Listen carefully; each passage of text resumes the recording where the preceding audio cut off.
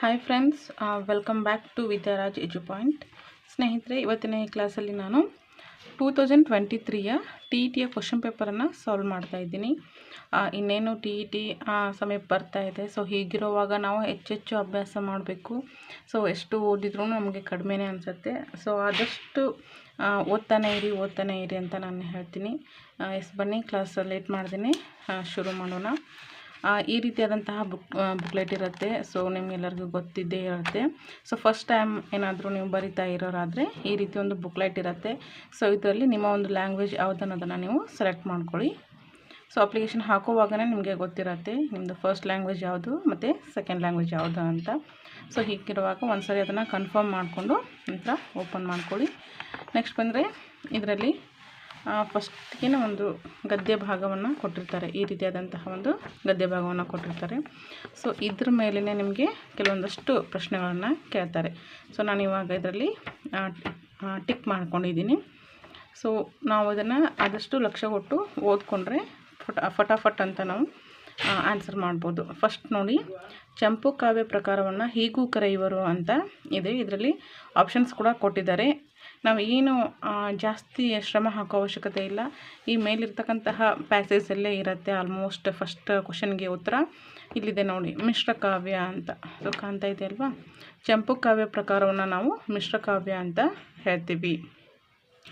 So ಅದೇ ರೀತಿ ಎರಡನೇ ಪ್ರಶ್ನೆ ಹೇಗಿದೆ, ಇಲ್ಲಿದೆ ನೋಡಿ. ಚಂಪಕ ಮಾಲೆ ಎಂಬುದು ಈ ಒಂದು ಪದ್ಯ ಜಾತಿಗೆ ಸೇರಿದೆ ಅಂತ. ಇದರಲ್ಲಿ ತ್ರಿಪದಿ, ಕಂದ ಮತ್ತು ರಗಳೆ, ಖ್ಯಾತ ಕರ್ನಾಟಕ ವೃತ್ತ ಅಂತ ಕೊಟ್ಟಿದ್ದಾರೆ. ಸೊ ಅದು ಸಹ ಇದರಲ್ಲೇ ಇದೆ. ಇಲ್ಲಿ ನೋಡಿ, ಖ್ಯಾತ ಕರ್ನಾಟಕಗಳು ಅಂತ ಇದೆ. ಸೊ ನಾವು ಫಟಾಫಟ್ ಅಂತ ಕ್ವಶನ್ ನೋಡ್ತಾ ಆನ್ಸರ್ನ ಹಾಕ್ಕೊತಾ ಹೋದರೆ ಇದರಲ್ಲಿ ನಮಗೆ ಟೈಮ್ ಸೇವ್ ಆಗುತ್ತೆ. ನೆಕ್ಸ್ಟ್ ಬಂದರೆ ಚಂಪು ಕಾವ್ಯಗಳಲ್ಲಿ ವಿಶೇಷವಾಗಿ ಬಳಕೆಯಾಗಿರುವಂತಹ ಛಂದಸ್ಸು ಅಂತ ಕೇಳ್ತಾ ಇದ್ದಾರೆ. ಸೊ ಇಲ್ಲಿ ಬಂದರೆ ಕಂದ ಅಂತ ಇದೆ. ಆನಂತರ ಲಂಬಸಂಧಿ ಆಶ್ವಾಸಗಳೆಂದು ವಿಭಾಗಗಳಾಗಿ ವಿಂಗಡಿಸಿರುವುದು ಅಂತ ಇದೆ. ಸೊ ಇದರಲ್ಲಿ ಆಪ್ಷನ್ಸ್ ಏನು ಕೊಟ್ಟಿರ್ತಾರಲ್ವ, ನಿಯರ್ ಆಗಿ ಇರುತ್ತೆ. ಸೊ ಯಾವುದು ಅಂತ ಗೊತ್ತಾಗೋದಿಲ್ಲ. ಆದಷ್ಟು ನಾವು ಇದರಲ್ಲಿ ಸರಿಯಾಗಿ ನೋಡ್ಕೋಬೇಕಾಗುತ್ತೆ. ಇಲ್ಲಿ ನೋಡಿ, ಕಥೆಯ ಬೇರೆ ಬೇರೆ ಘಟ್ಟಗಳಿಗೆ ಅನುಗುಣವಾಗಿ ಅಂತ ಇದೆ. ಇಲ್ಲಿ ಸೇಮ್ ಅದೇ ರೀತಿ ಕಾಣುತ್ತೆ, ಬೇರೆ ಬೇರೆ ಘಟ್ಟಗಳಿಗೆ ಅನುಗುಣವಾಗಿ ಅಂತ. ಥರ್ಡ್ ಆಪ್ಷನ್ ಇದೆಯಲ್ಲ, ಸೊ ಅದನ್ನು ನಾವು ಹಾಕೋಬೇಕು. ನೆಕ್ಸ್ಟ್ ಬಂದರೆ ಈ ಲೇಖನವು ಹೇಳುವಂತೆ ಕಾವ್ಯವನ್ನು ಓದೋದ್ರಿಂದ ದೊರೆಯುವ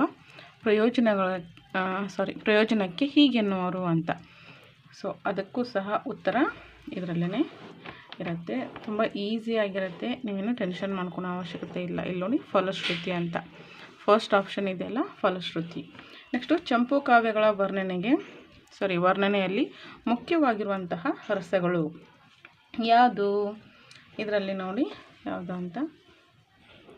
ಫಸ್ಟ್ ಇಲ್ಲಿ ಸೆಕೆಂಡ್ ಪ್ಯಾರಾಗ್ರಾಫಲ್ಲಿ ಇದೆ, ಶೃಂಗಾರ, ವೀರ, ಶಾಂತ ರಸಗಳು ಅಂತ. ಸೊ ಈ ರೀತಿಯಾಗಿ. ನೆಕ್ಸ್ಟ್ ಬಂದರೆ ಏಳನೇ ಪ್ರಶ್ನೆ, ಚಂಪು ರೂಪವು ಹೆಚ್ಚು ಜನಪ್ರಿಯವಾಗಿದ್ದಂತಹ ಯುಗ ಯಾವುದು ಅಂತ. ಇಲ್ಲಿ ತುಂಬ ಕನ್ಫ್ಯೂಸ್ ಆಗುತ್ತೆ. ಯಾಕಂದರೆ ಪಂಪ ಪೂರ್ವ ಯುಗ ಅಂತಲೂ ಕೊಟ್ಟಿದ್ದಾರೆ, ಅದಾದ ನಂತರ ಇಲ್ಲಿ ಪಂಪ ಯುಗ ಅಂತಲೂ ಕೊಟ್ಟಿದ್ದಾರೆ. ಸೊ ತುಂಬ ಜನರು ಇದರಲ್ಲಿ ಕನ್ಫ್ಯೂಸ್ ಮಾಡ್ಕೊಂಡಿರೋದು ಉಂಟು. ಹಾಗಾಗಿ ನಾವು ಇದರಲ್ಲೇ ಆನ್ಸರ್ ಇದ್ದರೂ ಕೂಡ ಮಿಸ್ಟೇಕ್ ಮಾಡೋ ಸಾಧ್ಯತೆ ಬಹಳಷ್ಟು ಇರುತ್ತೆ. ಯಾಕಂದರೆ ನಮಗಲ್ಲಿ ಟೆನ್ಷನ್ಸ್ ಇರುತ್ತಲ್ವ. ಸೊ ಹಾಗಾಗಿ ಗೊಂದಲ ಆಗುತ್ತೆ. ಸೊ ಇದಕ್ಕೆ ಉತ್ತರ ಪಂಪಯುಗ ಅಂತ. ನೆಕ್ಸ್ಟು, ಕವಿ ತನ್ನ ಬಿರುದುಗಳನ್ನು ಯಾರಿಂದ ಕೃತಿ ರಚನೆಯಾಯಿತು ಎಂಬುದನ್ನು ಹೇಳಿಕೊಂಡಿರುವುದು ಇಲ್ಲಿ ಅಂತ. ಯಾವುದಕ್ಕೆ ಅಂದರೆ ಇಲ್ಲಿ ನೋಡಿ, ಇಲ್ಲಿದೆ, ಪ್ರತಿಸಂಧಿ ಅಥವಾ ಆಶ್ವಾಸದ ಕಡೆಯಲ್ಲಿ ಕವಿ ತನ್ನ ಬಿರುದುಗಳನ್ನು ಹೇಳ್ಕೊಂಡಿರೋದು ಅಂತ. ಸೊ ನೆಕ್ಸ್ಟು, ಈ ರೀತಿಯಾದಂತಹ ಒಂದು ಪದ್ಯ ಇರುತ್ತೆ. ಸೊ ಈ ಪದ್ಯವನ್ನು ನಾವು ನೋಡಿಕೊಂಡು ಈ ಪ್ರಶ್ನೆಗಳಿಗೆ ಉತ್ತರವನ್ನು ಕೊಡಬೇಕಾಗುತ್ತೆ. ಫಸ್ಟು ಫಟಾಫಟ್ ಅಂತ ಹೇಳ್ತಾ ಹೋಗ್ತೀನಿ. ಕವಿಗೆ ಹೀಗೆ ಬದುಕುವುದು ಇಷ್ಟ ಇಲ್ಲ ಅಂತ. ಸೊ ಸಿಂಪಲ್ಲಾಗಿರುತ್ತೆ, ನಾವು ನೋಡ್ತಾ ಹೋಗಬೇಕು. ಬಚ್ಚಿಟ್ಟುಕೊಂಡು ಬದುಕುವುದು ನನಗೆ ಇಷ್ಟ ಇಲ್ಲ ಅಂತ ಕವಿ ಇಲ್ಲಿ ಹೇಳ್ತಾ ಇರೋದು. ನೆಕ್ಸ್ಟ್ ಪ್ರಶ್ನೆ, ಕವಿಗೆ ಇವರನ್ನು ಕಂಡರೆ ಆಗೋದಿಲ್ಲ. ಫಸ್ಟ್ಗೆ ನಾವು ಏನು ಮಾಡಬೇಕು ಅಂದರೆ ಇಡೀ ಪ್ಯಾರಾಗ್ರಾಫು ಮತ್ತು ಪದ್ಯವನ್ನು ನಾವು ಓದ್ತಾ ಕೂತ್ಕೋಬಾರ್ದು. ಅದನ್ನ ಓದ್ತಾ ಕೂತ್ಕೊಂಡ್ಬಿಟ್ವಿ ಅಂತಂದರೆ ಸಮಯ ಮುಗಿದು ಹೋಗ್ಬಿಡುತ್ತೆ, ಸಾಲೋದೇ ಇಲ್ಲ. ಹಾಗಾಗಿ ನಾವು ಏನು ಮಾಡಬೇಕು, ಪ್ರಶ್ನೆನ ನೋಡ್ತಾ ಲೈನ್ ಬೈ ಲೈನ್ ನೋಡ್ತಾ ಹೋದರೆ ಈಸಿಯಾಗಿ ನಮಗೆ ಉತ್ತರ ಸಿಗುತ್ತೆ. ಆನಂತರ ಟೈಮ್ ಕೂಡ ನಮಗೆ ಸೇವ್ ಆಗುತ್ತೆ. ಕವಿಗೆ ಇವರನ್ನು ಕಂಡರೆ ಆಗೋದಿಲ್ಲ ಅಂತ. ಸೊ ಇಲ್ಲಿ ನೋಡಿ, ಯಾರನ್ನು ಕಂಡ್ರೆ ಆಗೋದಿಲ್ಲ ಅಂತಂದರೆ ಇಲ್ಲಿ ಬಹುದೊಡ್ಡ ಮಾತನಾಡುತ್ತಾ ದಿನದ ಸರಳ ಸಾಧಾರಣ ಬದುಕಿಗೆ ಅವಮಾನ ಮಾಡುವವರನ್ನು ಕಂಡರೆ ನನಗೆ ಆಗೋದಿಲ್ಲ ಅಂತ. ಇದರಲ್ಲಿ ದೊಡ್ಡ ಉತ್ತರ ಇದೆ ನೋಡಿ ಇಲ್ಲಿ ಇದು. ಸೊ ಇದಕ್ಕೆ ಉತ್ತರ. ನೆಕ್ಸ್ಟ್ ಬಂದು ಇಲ್ಲಿ 11ನೇ ಪ್ರಶ್ನೆ, ಇದರೊಳಗೆ 3ನೇ ಪ್ರಶ್ನೆ ಅಂದೆ. ಕವಿಗೆ ಇದರ ಅಭ್ಯಾಸ ಇಲ್ಲ ಅಂತ. ಯಾವುದರ ಅಭ್ಯಾಸ ಇಲ್ಲ? ಇಲ್ಲಿದೆ ನೋಡಿ. ತೂಗಾಡುವ ಕಿರೀಟಗಳಿಗೆ ತಕ್ಕಂತೆ ತಲೆಯ ಆಕಾರಗಳನ್ನು ಬದಲಾಯಿಸುತ್ತಾ ಪರದಾಡುವುದು ನನಗೆ ಅಭ್ಯಾಸವಿಲ್ಲ ಅಂತ ಇಲ್ಲಿ ಹೇಳ್ತಾ ಇದ್ದಾರೆ. ಇಲ್ಲಿ 2ನೆಯ ಆಪ್ಷನ್ ಬಂದು ಸರಿಯಾಗಿದೆ. ನೆಕ್ಸ್ಟು ಕವಿ ಹೀಗೆ ಬದುಕುತ್ತೇನೆ ಎನ್ನುತ್ತಾರೆ. ಹೇಗೆ ಬದುಕ್ತೀನಿ ಅಂತ ಹೇಳ್ತಾರೆ?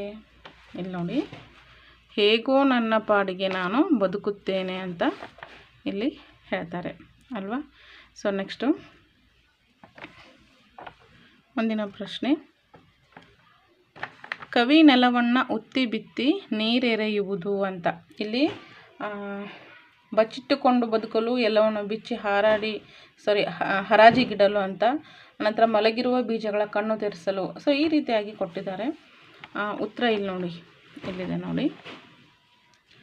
ಮಲಗಿರುವ ಬೀಜಗಳ ಕಣ್ಣು ತೆರೆಸುತ್ತೇನೆ ಅಂತ ಉತ್ತಿ ಬಿತ್ತಿ ನೀರೆರೆಯುವುದು ಅಂತ ಹೇಳ್ತಾ ಇದ್ದಾರೆ. ನೆಕ್ಸ್ಟ್ ಬಂದು ಇಲ್ಲಿ ಕವಿ ಸಸಿಗಳ ಕುರಿತು ನಂಬಿಕೆಯಿಂದ ಕಾಯುತ್ತಿರುವುದು. ತುಂಬ ಕನ್ಫ್ಯೂಸ್ ಆಗುತ್ತೆ. ಇದಕ್ಕೂ ಸಹ ಸಾಕಷ್ಟು ಜನರು ನೇರಾಗಿ ಉತ್ತರವನ್ನು ಹಾಕಿದ್ದಾರೆ. ಆದರೆ ಅದಕ್ಕೆ ಸರಿಯಾದ ಉತ್ತರ ಏನು ಅಂತಂದರೆ ಇಲ್ಲಿ ನೋಡಿ, ಒಂದೆರಡಾದರೂ ಬೀಜವಾಗುವಂತಹ ಹಣ್ಣು ಬಿಟ್ಟಾವೆಂದು ನಂಬಿ ಕಾಯುತ್ತೇನೆ ಅಂತ ಕವಿ ಇಲ್ಲಿ ಹೇಳ್ತಾರೆ.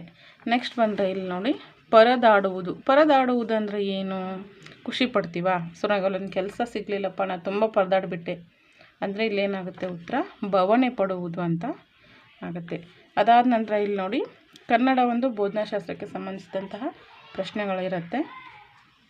ನೀವೇನು BEdಲ್ಲಿ ಓದಿರ್ತೀರಲ್ವ, ಅದರ ಮೇಲೇ ಇರುತ್ತೆ. ಸ್ವಲ್ಪ ನಾವು ಸರಿಯಾಗಿ ಅದನ್ನು ಗಮನ ಕೊಡಬೇಕಾಗತ್ತೆ ಅಷ್ಟೇ. ಇಲ್ಲಿ ನೋಡಿ, ಉತ್ತಮ ಆಲಿಸುವಿಕೆಯ ಲಕ್ಷಣ ಇದಾಗಿದೆ. ಯಾವುದು? ಮೇಲರಿಮೆ ಅಥವಾ ಕೀಳರಿಮೆಯಿಂದ ಆ ಒಂದು ಪಾಠವನ್ನು ನಾವು ಕೇಳಿಸ್ಕೊಳ್ಳೋದಾಗುತ್ತಾ, ಅಥವಾ ಉತ್ತಮ ಭಾಷಾ ಸಾಮರ್ಥ್ಯದೊಂದಿಗೆ ನಾವು ಅದನ್ನು ಆಲಿಸ್ಕೋಬೇಕಾಗತ್ತಾ, ಅಥವಾ ಆಲಿಸುವಿಕೆಯಲ್ಲಿ ಹಿಮ್ಮರಳುವಿಕೆ ಇರೋದಾ, ಹೇಳುವ ವ್ಯಕ್ತಿಯ ಕುರಿತು ಪೂರ್ವಾಗ್ರಹ ಭಾವನೆ ಇರೋದಾ? ಯಾವುದಾಗತ್ತೆ ನಿಮ್ಮ ಉತ್ತರ? ಸೊ ವಿಡಿಯೋ ನೋಡ್ತಾ ನಿಮಗೆ ಉತ್ತರ ಗೊತ್ತಿದ್ದರೆ, ಅಕಸ್ಮಾತಾಗಿ ನಾನೇನಾದರೂ ಬೈ ಮಿಸ್ಟೇಕ್ ರಾಂಗ್ ಆನ್ಸರ್ ಏನಾದರೂ ಕೊಟ್ಟಿದ್ದರೆ ಸೊ ನೀವು ಅದನ್ನ ಕಾಮೆಂಟಲ್ಲಿ ಬರೆದು ತಿಳಿಸ್ಬೋದು. ಇದಕ್ಕೆ ಉತ್ತರ ಏನಾಗುತ್ತೆ ಅಂದರೆ ಉತ್ತಮ ಭಾಷಾ ಸಾಮರ್ಥ್ಯದೊಂದಿಗೆ ಆಲಿಸುವುದು ಅಂತ ಆಗತ್ತೆ. ಹೌದಲ್ವಾ?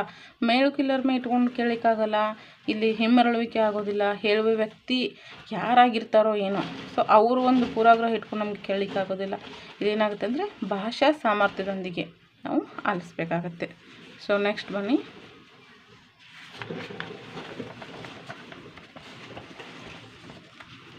ಅನಿಸುತ್ತಲ್ವಾ? ಓಕೆ. ಮುದ್ರಿತ ವಿಷಯವನ್ನು ವೇಗವಾಗಿ ಓದುತ್ತಾ ಅದೇ ವೇಗದಲ್ಲಿ ಅರ್ಥ ಮಾಡಿಕೊಳ್ಳುವ ಓದುಗಾರಿಕೆಯ ವಿಧಾನ ಯಾವುದು ಅಂತ. ಇಲ್ಲಿ ಸ್ವಲ್ಪ ಗಮನ ಇಟ್ಟು ನೋಡ್ಕೋಬೇಕಾಗತ್ತೆ.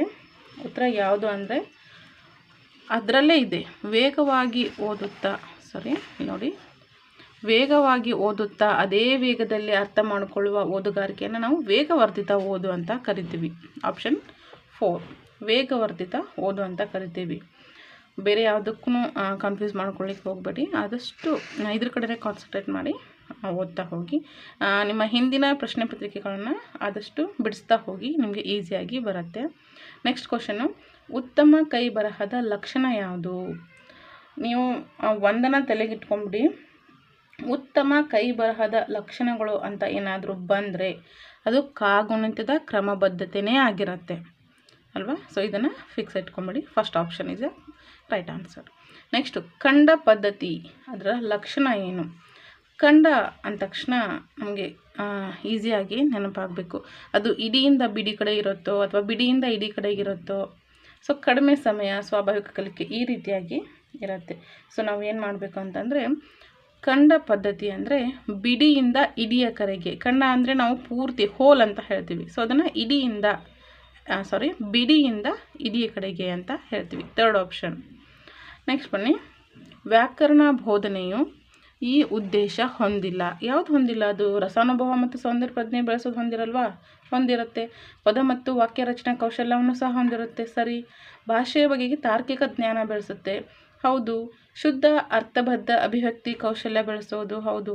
ಎಲ್ಲವೂ ಸಹ ಸರಿ ಅಂತ ಅನಿಸುತ್ತೆ. ಅದರಲ್ಲಿ ನಾವು ಆದಷ್ಟು ಗಮನ ಕೊಟ್ಟು ನೋಡೋದಾದರೆ ಇಲ್ಲಿ ರಸಾನುಭವ ಮತ್ತು ಸೌಂದರ್ಯ ಪ್ರಜ್ಞೆಯನ್ನು ಬೆಳೆಸುವುದು ಅಂತ ಇಲ್ಲಿ ಕೊಟ್ಟಿದ್ದಾರಲ್ವ. ಸೊ ಅದು ಸರಿಯಾದಂತಹ ಉತ್ತರ. ಯಾಕಂದರೆ ಇದು ಪದ್ಯಕ್ಕೆ ಸಂಬಂಧಿಸಿದ ಆಗಿರುತ್ತೆ. ನೆಕ್ಸ್ಟ್ ಬನ್ನಿ 21ನೇ ಪ್ರಶ್ನೆ. ಬರವಣಿಗೆಯ ಕೌಶಲ್ಯ ಸಂವರ್ಧನೆಗೆ ಈ ಚಟುವಟಿಕೆ ಸೂಕ್ತವಾದದ್ದಲ್ಲ ಅಂತ ಯಾವುದು ಆಗಿದ್ರೆ ಪರಸ್ಪರ ಸಂಭಾಷಣೆ ಏರ್ಪಡಿಸುವುದು ಆಗಿರುತ್ತೆ. ನೆಕ್ಸ್ಟು ನಾಟಕ ಸಾಹಿತ್ಯ ಬೋಧಿಸುವಾಗ ಈ ಅಂಶದ ಕಡೆಗೆ ಹೆಚ್ಚು ಒತ್ತು ಕೊಡಬೇಕು. ಯಾವುದ್ರ ಕಡೆಗೆ ಹೆಚ್ಚು ಒತ್ತನ್ನು ಕೊಡಬೇಕು ನೋಡಿ. ನಾಟಕ ಸಾಹಿತ್ಯ ಬೋಧಿಸುವಾಗ ನಾವು ಆ್ಯಕ್ಚುಲಾಗಿ ಸಂಭಾಷಣೆ ಅಂದರೆ ಕನ್ವರ್ಸೇಷನ್, ಸಂಭಾಷಣೆ ಮತ್ತು ಸನ್ನಿವೇಶದ ಚಿತ್ರಣದ ಕಡೆಗೆ ಹೆಚ್ಚು ಒತ್ತನ್ನು ಕೊಡಬೇಕಾಗತ್ತೆ. ನೆಕ್ಸ್ಟ್ ಬನ್ನಿ. ಉಪನ್ಯಾಸ ವಿಧಾನದ ಬೋಧನೆಯ ಅನುಕೂಲ ಯಾವುದು ನೋಡಿ. ಎಂತಹ ದೊಡ್ಡ ಗುಂಪು ಸಭೆಗಳಿಗೂ ಸಹ ಇದನ್ನು ನಾವು ಹೊಂದಿಸ್ಬೋದು ಅಲ್ವಾ. So option number 4 is the right answer. Next ಬನ್ನಿ 24ನೇ ಪ್ರಶ್ನೆ. ಹೌದು, ಚೆನ್ನಾಗಿದೆ, ಅದ್ಭುತ, ಸರಿಯಾಗಿದೆ ಈ ಹೇಳಿಕೆ ಯಾವುದಕ್ಕೆ ಸಂಬಂಧಪಟ್ಟಿರುತ್ತೆ? ಹೌದು. ಈಗ ಯಾರಿಗಾದ್ರೂ ಏನಾದರೂ ಕರೆಕ್ಟಾಗಿ ಬರ ತೋರಿಸಿದ್ರೆ ಹೌದು ಸರಿಯಾಗಿದೆ ಅಂತ ಹೇಳ್ತೀವಿ. ಅಕ್ಷರ ಹೇಗಿದೆ ಅಂದರೆ ಚೆನ್ನಾಗಿದೆ ಅಂತ ಹೇಳ್ತೀವಿ, ವಾವ್ ಅದ್ಭುತವಾಗಿದೆ. ಸೊ ಈ ರೀತಿ ಹೇಳ್ತೀವಿ. ಅದನ್ನು ಏನಂತ ಹೇಳ್ತೀವಿ ನಾವು? ಪಾಸಿಟಿವಿಟಿಯನ್ನು ನಾವು ಅದರಲ್ಲಿ ಕಂಡ್ಕೊತೀವಿ ಅಲ್ವಾ. ಸೊ ಹೀಗಿರುವಾಗ ನಾವು ಅದನ್ನು ಏನು ಹೇಳಬೇಕು ಅಂದರೆ ಧನಾತ್ಮಕ ಶಾಬ್ದಿಕ ಅಭಿವರ್ಧನಗಳು ಅಂತ ಹೇಳಬೇಕು. First option. ನೆಕ್ಸ್ಟ್ ಬನ್ನಿ. ಘಟಕ ಯೋಜನೆಯ ಆಧಾರದಲ್ಲಿ ಅಧ್ಯಾಪಕರು ಉಪಘಟಕಗಳನ್ನು ವಿಶ್ಲೇಷಿಸಿ ಬೋಧಿಸಿದ ನಂತರ ವಿದ್ಯಾರ್ಥಿಗಳ ಕಲಿಕೆಯ ಸಾಮರ್ಥ್ಯವನ್ನು ಬೆಲೆ ಕಟ್ಟಲು ಕೈಗೊಳ್ಳುವಂತಹ ಪರೀಕ್ಷೆ ಯಾವುದಾಗಿರುತ್ತೆ? ಯಾವುದಾಗಿರುತ್ತೆ? ಘಟಕ ಯೋಜನೆ ಅಂತ ಬಂದ ತಕ್ಷಣ ನಾವೇನು ಹೇಳ್ತೀವಿ? ಇಲ್ಲಿ ಘಟಕ ಪರೀಕ್ಷೆ ಅಂತ ಹೇಳ್ತೀವಿ. ನೆಕ್ಸ್ಟ್ ಬಂದರೆ ಕಡುವೆಳ್ಪು ಪದವು ಇದು ಯಾವ ಸಂಧಿ ಅಂತ ಹೇಳಬೇಕು. ಕಡುವೆಳ್ಪು. ಸೊ ಇದನ್ನು ನಾವಿಲ್ಲಿ ಸರಿಯಾಗಿ ನೋಡ್ಕೋಬೇಕು. ಇದರಲ್ಲಿ ಸಾಕಷ್ಟು ಗೊಂದಲ ಆಗುತ್ತೆ. ಆಗಿದೆ ಆಲ್ರೆಡಿ.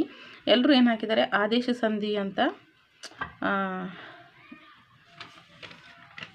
ಹಾಕಿರೋದು ಉಂಟು, ಆಗಮ ಸಂಧಿ ಅಂತ ಹಾಕಿರೋದು ಉಂಟು. ಹೀಗಿರುವಾಗ ಏನಾಗುತ್ತೆ ಅಂತಂದರೆ ಅದು ಕಡುವೆಳ್ಪು ಅಂತಕ್ಕಂಥದ್ದು ಆದೇಶ ಸಂಧಿ ಆಗುತ್ತೆ. ಆದೇಶ ಸಂಧಿ ಯಾರೆಲ್ಲ ಹಾಕಿದ್ರೋ ಅದು ಸರಿ ಉತ್ತರ ಆಗಿರುತ್ತೆ. ನೆಕ್ಸ್ಟ್ ಬನ್ನಿ. ಲಿಪಿಯಲ್ಲಿ ಈ ಪದದಲ್ಲಿರ್ತಕ್ಕಂತಹ ವಿಭಕ್ತಿ ಮತ್ತು ಅದರ ಕಾರಕಾರ್ಥಗಳ ಸರಿಯಾದ ಜೋಡಿ ಯಾವುದಾಗುತ್ತೆ? ಲಿಪಿಯಲ್ಲಿ ಈಗ ನಾವು ಪ್ರಥಮ ದ್ವಿತೀಯ ಅಣ್ಣು, ತೃತೀಯ ಇಂದ ಹೀಗೆ ಚತುರ್ಥಿಗೆ ಕೆ ಈ ರೀತಿ ಎಲ್ಲ ಹೇಳ್ತೀವಲ್ವ. ಸೊ ಅವು ನಿಮಗೆ ಕಾರಕಗಳು ಸಹ ನೆನಪಿರಬೇಕಾಗತ್ತೆ. ಇದಕ್ಕೆ ಯಾವ್ದು ಬರುತ್ತೆ ಉತ್ತರ ಅಂತಂದರೆ ಸಪ್ತಮಿ. ಸಪ್ತಮಿ ಅಲ್ಲಿ ಅಂತ ಬರುತ್ತೆ. ಅದರ ಕಾರಕಾರ್ಥ ಅಂದರೆ ಅಧಿಕರಣ ಕಾರಕ ಇಲ್ಲಿ ಸರಿಯಾದಂಥ ಉತ್ತರ. ಅದರ ಬಗ್ಗೆ ನಿಮಗೆ ಮಾಹಿತಿ ಬೇಕಂದ್ರೆ ಹೇಳಿ, ಖಂಡಿತ ನಾನೊಂದು ವಿಡಿಯೋ ಮಾಡಿ ಹಾಕ್ತೀನಿ. ಸೊ ನೆಕ್ಸ್ಟು 28ನೇ ಪ್ರಶ್ನೆ ಕಾಣ್ತಿದೆ ಅಂತ ಅಂದ್ಕೊತೀನಿ. ಓಕೆ. ಮನುಷ್ಯ ಎಂಬ ಪದವು ಯಾವುದಾಗತ್ತೆ? ಅಂಕಿತನಾಮನ, ರೂಢನಾಮನ, ಅನ್ವರ್ಥನಾಮನ ಅಥವಾ ಭಾವನಾಮ ಯಾವುದಾಗತ್ತೆ? ಮನುಷ್ಯ ಅಂತಕ್ಕಂಥದ್ದು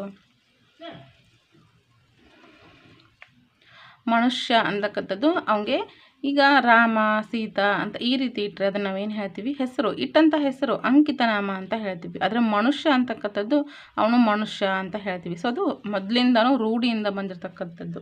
ಹಾಗಾಗಿ ಅದನ್ನು ನಾವು ರೂಢನಾಮ ಅಂತ ಕರಿತೀವಿ. ಸೊ ನೆಕ್ಸ್ಟು 29ನೇ ಪ್ರಶ್ನೆ. ಚತುರ್ಥಿ ವಿಭಕ್ತಿಯ ಕಾರಕಾರ್ಥ ನಾವೇನು ಹೇಳ್ತೀವಿ? ಕರ್ತರ್ಥ, ಕರ್ಮಾರ್ಥ, ಕರಣಾರ್ಥ, ಸಂಪ್ರದಾನ, ಅಪಾದಾನ, ಅಧಿಕರಣ, ಸಂಬಂಧ, ಅಧಿಕರಣ, ಅಭಿಮುಖೀಕರಣ ಅಂತ ಹೇಳ್ತೀವಿ. ಸೊ ಹೀಗಿರುವಾಗ ಚತುರ್ಥಿ ಯಾವ್ದು ಬರುತ್ತೆ? ಯಾವ್ದು ಬರುತ್ತೆ ಅಂತಂದರೆ ಸಂಪ್ರದಾನ. ಅಂದರೆ ಕರ್ತರ್ಥ, ಕರ್ಮಾರ್ಥ, ಕರಣಾರ್ಥ, ಸಂಪ್ರದಾನ ಈ ರೀತಿ ಅಂದರೆ ಚತುರ್ಥಿಗೆ ಸಂಪ್ರದಾನ ಬರುತ್ತೆ.